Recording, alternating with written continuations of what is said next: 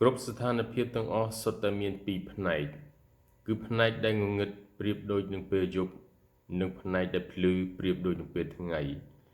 ផ្នែកងងឹតប្រៀបដូចជាការមើលឃើញពីអ្វីដែលជាកំហុសហើយផ្នែកភ្លឺជាការមើលឃើញពីសេចក្តីល្អដែលត្រូវការភាពក្លាហានដើម្បីរកមើលវាឲ្យឃើញនៅពេលអ្នកជ្រើសរើសផ្នែកដែលល្អមានន័យថាអ្នកកំពុងផ្ដល់កម្លាំងដល់ក្តីសង្ឃឹមរបស់អ្នកតាមទស្សនវិជ្ជាវាមិនផ្លាស់ប្ដូរឲ្យអ្នកឃើញពីការផ្លាស់ប្ដូរភ្លាមៗទេ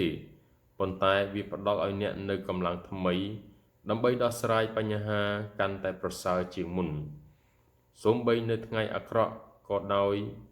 ក៏តែងមានរឿងល្អនៅក្នុងនោះដែរសម្រាប់មេរៀនពេលវេលានិងមនុស្សដែលយកចិត្តទុកដាក់អំពីរឿងនេះការដែលអ្នកអនុវត្តការមើលឃើញផ្នែកដែលល្អ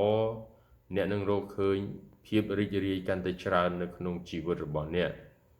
ជីវិតមិនល្អឥតខ្ចោះនោះទេប៉ុន្តែទស្សនៈមើលឃើញផ្នែកល្អរបស់អ្នក